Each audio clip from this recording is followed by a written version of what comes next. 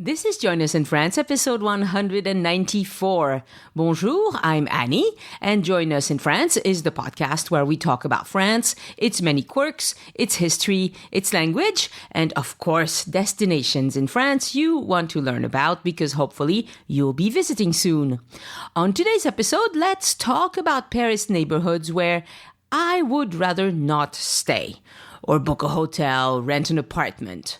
There aren't so many such places, so it'll be a short episode. I get asked all the time, is this a safe neighborhood? So yeah, let's talk about it. Show notes and photos for this episode are on joinusinfrance.com/194. You will want to see those names in writing, and you'll see some maps too if you visit the website. Folks who are subscribed to the mailing list will get the extra having to do with this episode in a few days also, and that's another way to get the written list. Join Us in France is brought to you by Patreon supporters and Addicted to France, the small group tour company for people who want to enjoy France to the fullest with zero stress. Join Us in France needs your support. To see all the ways you can support the show, visit joinusinfrance.com/support.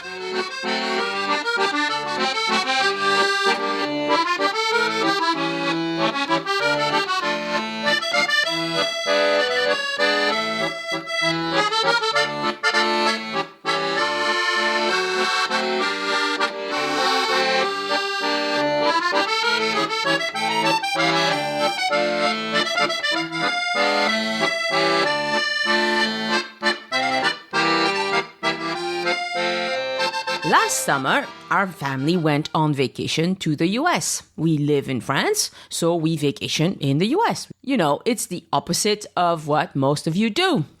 We stopped to get some food really late one night at a gas station in southern Utah near Bryce Canyon. We stopped there because there was a Subway inside of the gas station and everything else was closed. I'm pretty sure the town was called Pingwich, which is a cute name. The young man who served us asked where we were from. My husband said, "We're from France."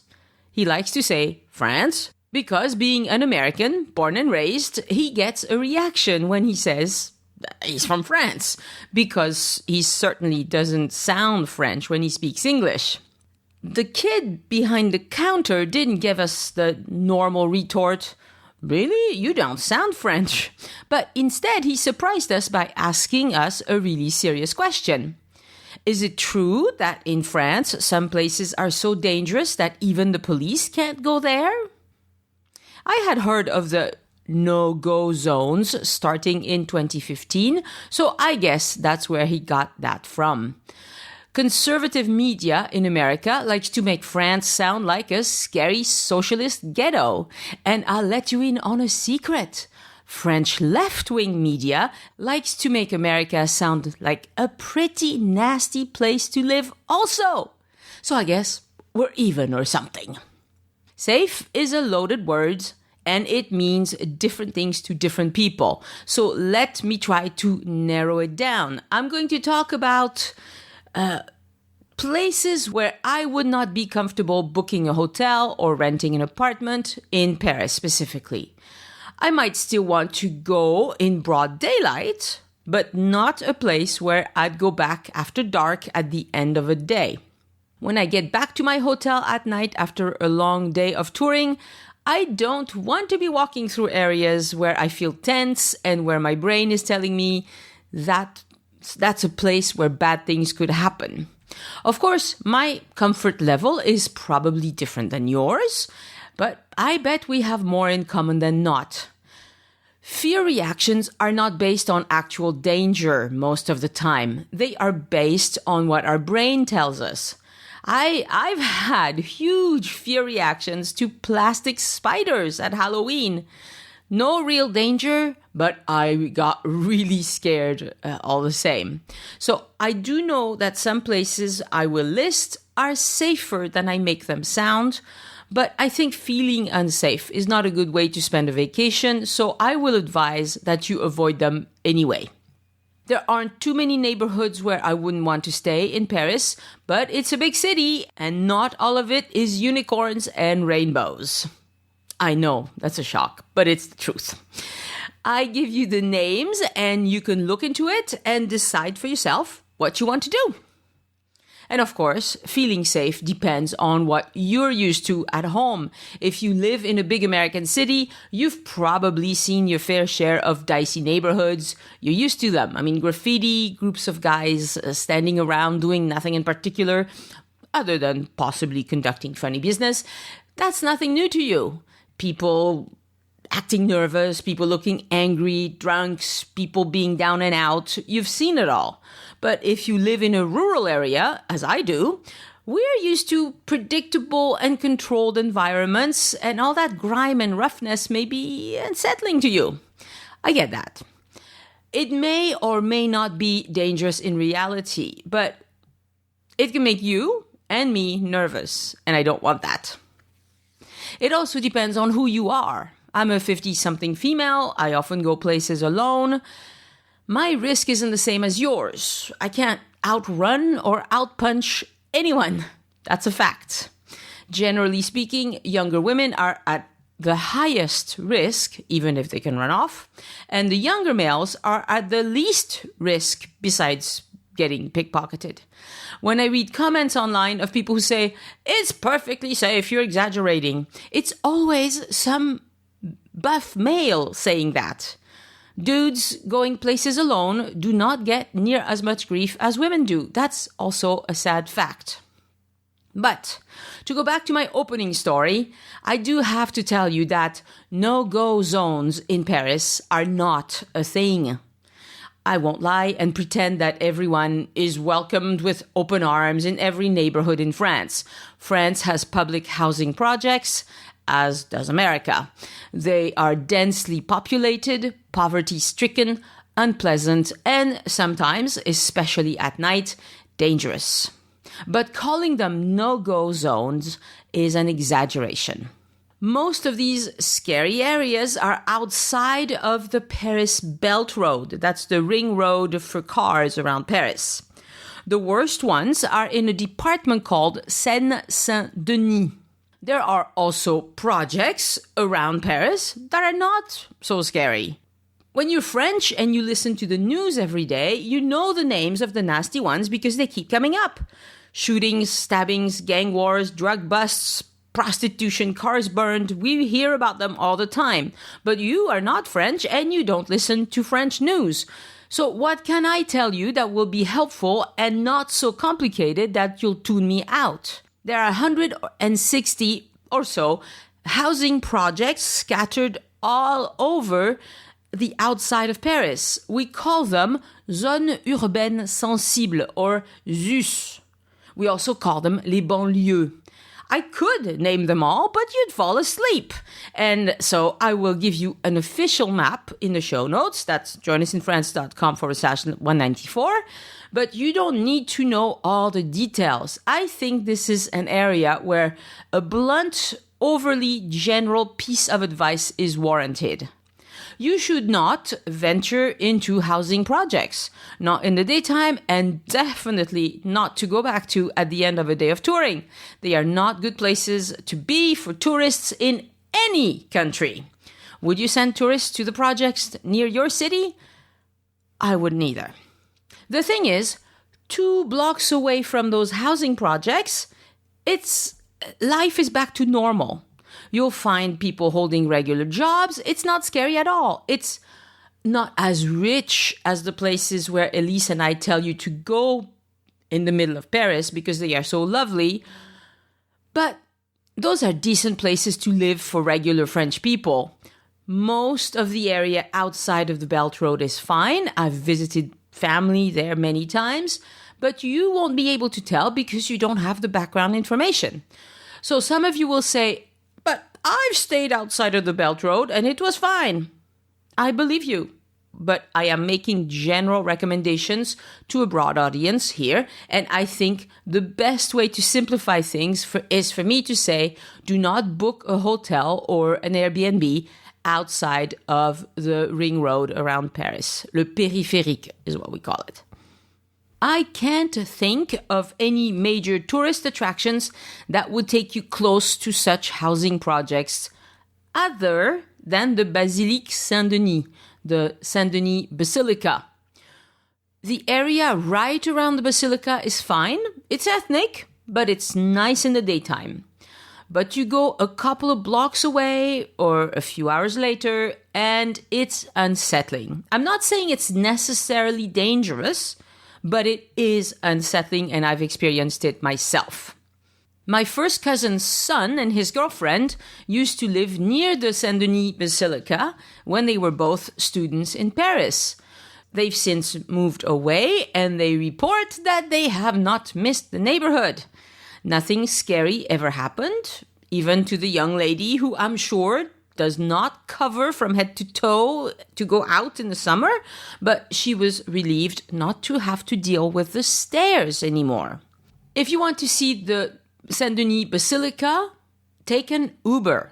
It's gorgeous for those of us who love cathedrals, but don't go on public transportation and don't go late in the day. That's all the safety measure you need to take. There are people on the Join Us in France close group on Facebook who've told me that they went to the Basilica on public transportation and it was fine.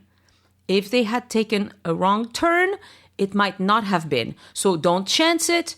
Uber will not break the bank, and the scary parts are really, really close. I mean, I'm like a fourth of a block and you're into a dicey situation. So that was for the area outside of the Belt Road, Le Périph. Now, let's get closer to Paris proper. All around Paris, at the entrances to the city, there used to be entrance gates, and people had to pay taxes to be able to enter the city with their goods. We still have remnants of those, and they are called Porte. That's the word for door in French, Porte. So you have the Porte de Saint-Ouen, Porte de Clignancourt, Porte de la Chapelle, Porte de Bagnolet, Porte de Montreuil, etc. There are many more. As a general rule, I avoid those. They're not all bad. For example, Porte Dauphine is fine. It's actually kind of posh. But I'm looking for general rules here. All of these portes are fine during the day. There's no problem. But there could be monkey business at night. What do I mean by monkey business? Well, I mean, underage women from Africa or other poor countries anywhere in the world being imported and pimped until they've paid their passage. Drug deals, illicit cigarette trade, because cigarettes are heavily taxed in France. You can buy, quote, tax-free cigarettes in some neighborhoods. I also mean men who settle scores between themselves. You don't want to be anywhere near that. So as a general rule, if it says Porte de whatever, don't stay near there without doing significant due diligence. And there are a few metro stations where I don't like to be after 6 or 7 p.m. There are 9 of them in the Northeast Quarter of Paris, within 2 or 3 miles of each other. Does that give you a hint about the Northeast Quarter of Paris? You be the judge. The names of the metro stations are Stalingrad, Jaurès, Barbès, Place de Clichy, La Villette, Gare du Nord, République, Goutte d'Or, Danube, and Place des Fêtes. And yes, these are all in the northeast corner of Paris. There are 2 more around Paris that I'm not too happy with, but it's not as big a deal. They are Châtelet-les-Halles and Pigalle. I have been to both Châtelet and Pigalle at night, and it's a bit hectic, but it's not to the point where it scares me. But I looked up the statistics, and people get robbed more at those stations than other stations in Paris at night. So that's a good reason to avoid staying near there at night, I think. You can still go during the day, just don't be there at night. If you're going to a show at the Moulin Rouge, you'll probably be going through the Pigalle metro station at night, and people even people on the show, have not reported that as being a big problem. It's just when you start going to side streets and looking for your hotel and whatever that it could be a problem. So yeah, the northeast corner of Paris is not as safe or as nice as other parts of Paris. It's just the facts I'm reporting here, okay? And, I keep reading a lot of blog posts about how beautiful the Canal Saint-Martin is, and I'm sorry. No amount of blogging will convince me of that. I've been there myself many times. It is not that nice. And the area is gentrifying, so this information may not be true in a few more years. I'm recording this in April 2018. Who knows? In a few years, it might be very nice. But for now, just choose some other areas of Paris if you need to find cheaper accommodations. I know there are podcast listeners who stay in those areas on purpose because they can find great deals there. If you know exactly what you're in for because you've been before and you've stayed there before, that's one thing, that's fine. But if you haven't been before, think twice. What about taking the Paris Metro late at night? Well, I don't want to be in those tunnels when there are few people around and half of them are either drunk or have imbibed. So metro stations they're fine during the day, for the most part. Okay, some of them, especially the ones I listed above, they smell like urine, and some of them have beggars and homeless people, but that won't kill me. But if they steal my cell phone or my camera equipment, I'll be in a world of hurt. Don't have your shiny new phone out in your hand when you're standing by the metro doors. Someone may just grab it out of your hand and run out, and what are you going to do about it? Once the metro door closes, there isn't a thing you can do about it. And the thieves know exactly how to time this. There are 20,000 or so surveillance cameras in the metro in Paris and in the RER. There are rapid response teams, so you're not left out to your own devices. But still, if you're the one whose phone got robbed, you're 100% victimized, and I would like to avoid that. And FYI, if you do have to be alone in the metro late at night, choose a car with several people in it or be in the car closest to the driver. Avoid the tunnels if you can and walk on the surface if that's an option. Some places it's hard to do. But keep this in mind. French people don't carry guns. To be in an area where criminals have guns around, you'd have to be in the roughest projects in the periphery of Paris, and you're not going to be there. So as a result, Paris is a very safe city overall. The main risk you face is being pickpocketed, and that's a huge bummer when it happens. So it's important to safeguard against that. Most people will hear this warning and ignore it because, human nature. But again, being robbed is the most likely problem you will encounter no matter where you stay in Paris. I went looking for some numbers of exactly how many people get robbed without violence, i.e. pickpocketed, or had their purse ripped off or something of the sort.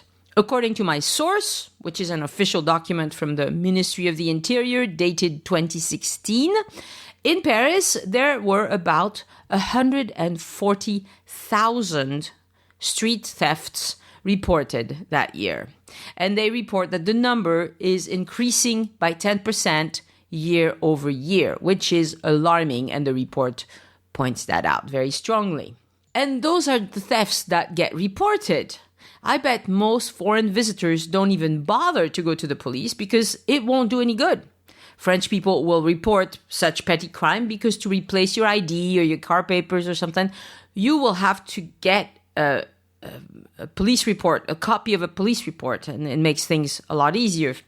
But foreign visitors don't need that police report. They just call their credit card issuers and they say, my car's been stolen, cancel it. And then when they get home, they go get a new driver's license or whatever else they had in their wallet.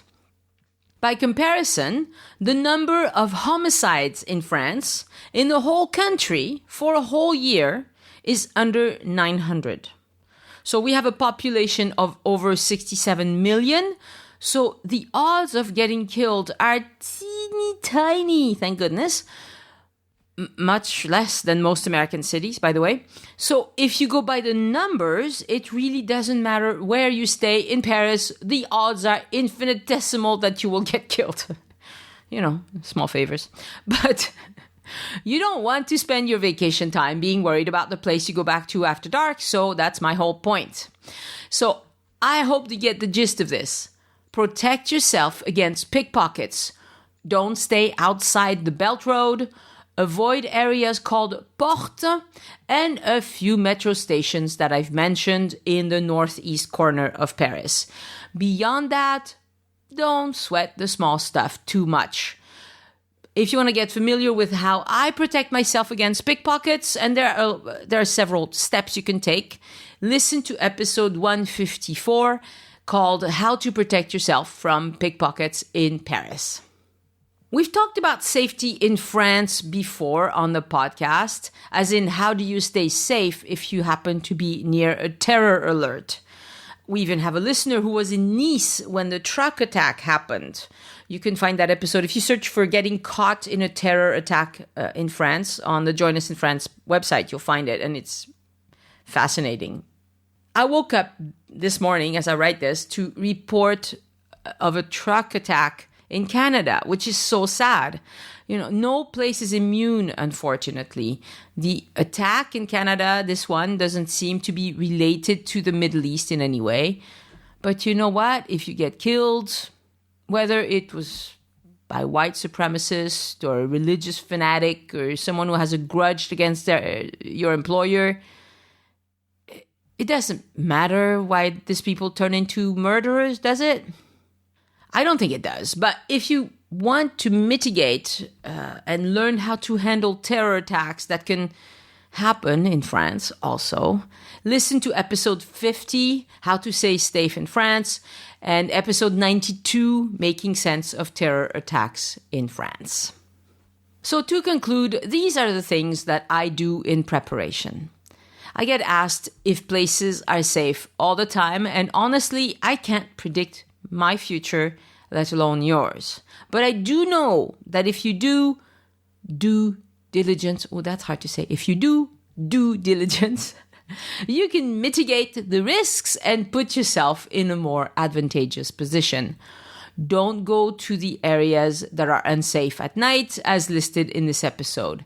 If you're from the US, enroll in the Smart Traveler Enrollment Program. They will send you up-to-the-minute updates via their app in case of a terror attack. Other countries probably have similar programs. Look into it. Share your travel plans with friends and family. Tell them where you're going to be staying so they can call your hotel to check up on you. Back up your phone before you leave home. So if your phone is stolen, you'll at least have your photos, your contacts, your calendars, all of that good stuff. And maybe bring an older phone with you and leave your brand new iPhone 10 or Samsung Galaxy S9 or whatever the newest one is.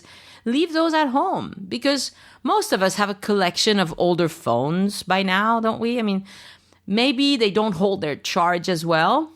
That's easy. Bring a portable power bank. And if your screen is cracked on your old phone, even better. You'll be the tourist who's not screaming, rob me, you know. When you go out to enjoy Paris, don't take so much. I know people say, the hotel safe isn't safe. Well, let me tell you, it's an awful lot safer than most metro cars in Paris. So make good use of your hotel safe. Don't bring a big backpack. Travel light.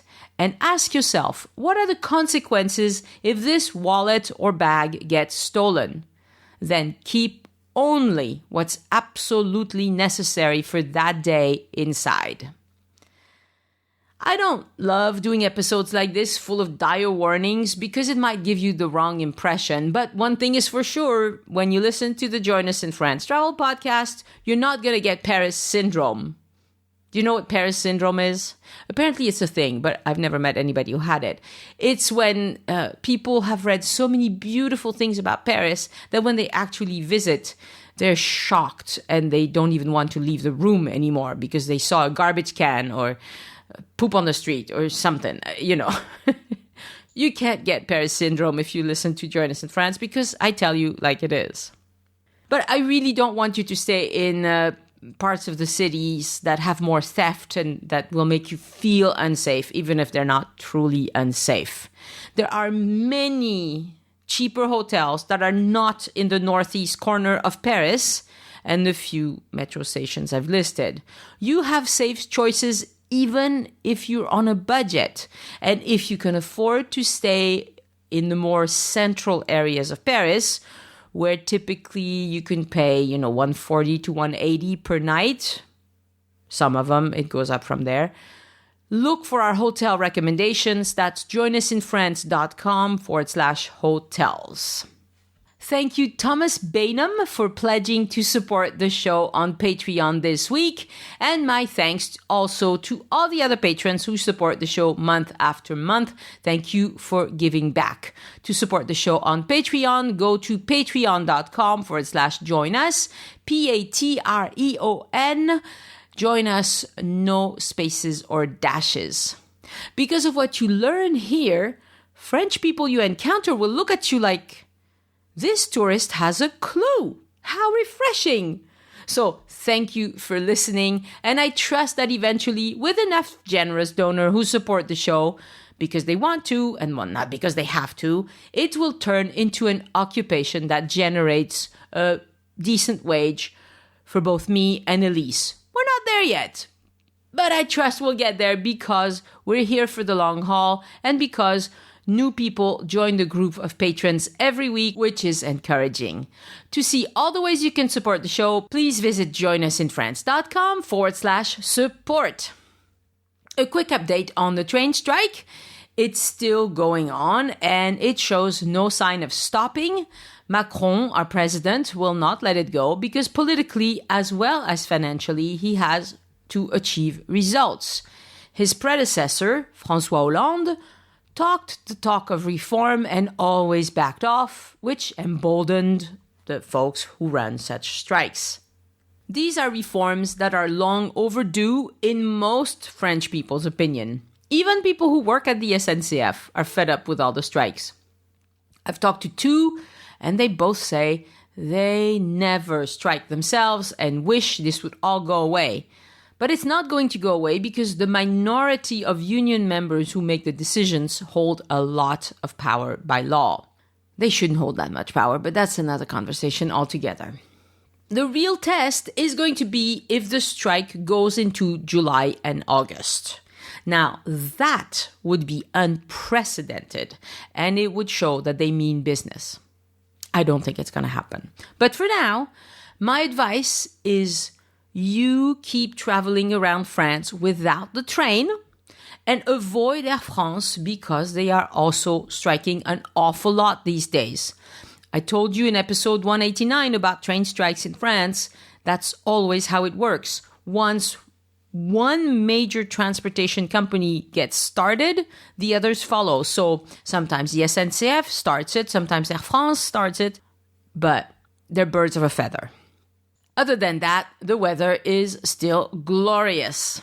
My daughter, who just turned 20, and wow, time flies, she talked me into planting a vegetable garden again this year. So we've turned over the vegetable garden area by hand and planted a few things. It's not a big vegetable garden, but it's a lot of work when you do it with a shovel. I asked my neighbor if I could borrow his gas tiller, and he says, oh, sure, but it keeps stalling all the time, and he doesn't know how to fix that, and neither do I, so shovel it is. It's okay. Being out in the sun a little bit every day is good, and I hope you get to enjoy some nice weather if you're in the northern hemisphere, and if you're in the southern hemisphere, well, it'll get better soon. Remember to tell your peeps that they can listen to Join Us in France with their Alexa smart speaker or with their smartphone using Spotify, iTunes, Google Play, or any number of podcast apps. They can even listen on the Join Us in France website if they wish. You can also listen on YouTube. Personally, I don't like to listen to podcasts on YouTube because it's just a static image. It's not a video, really. But YouTube is a great search engine, and I'm now putting full transcripts of all the new episodes on YouTube.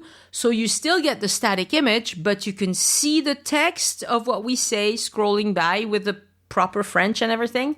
So I'm working on back episodes as well. It's going to take a while, but it's worth doing because it makes the show accessible to people with hearing impairment, which is fantastic. And the new site will also have as many transcripts as possible. I'm working on it. And if I had more financial support, I could outsource a lot of that work. Hint, hint. To connect with me, email Annie@joinusinfrance.com or leave a message at 1-801-806-1015. Why don't you call to let everyone know what your favorite budget hotel is in Paris? I'd love to know, and I bet lots of listeners would also love to know. You can also talk about that if you join the Join Us in France closed group on Facebook. And when you do, please answer the questions so I know you're not a spammer. The level of activity on the closed group on Facebook has gone down quite a bit this week. I think people are losing trust in Facebook overall, and they don't spend as much time on Facebook as they used to. And I get that because I'm trying to do that too. So maybe sharing your great hotel or restaurant finds would be heard more if you would leave a message by calling, again, 1-801-806-1015, instead of putting it on Facebook where it's going to scroll down and disappear anyway. I mean, it's something for you to consider. Have a great week of trip planning, and I'll talk to you next week. Au revoir. The Join Us in France Travel Podcast is written and produced by Annie Sargent and copyright 2018 by Addicted to France. It is released under a Creative Commons Attribution, Non-Commercial, No Derivatives license.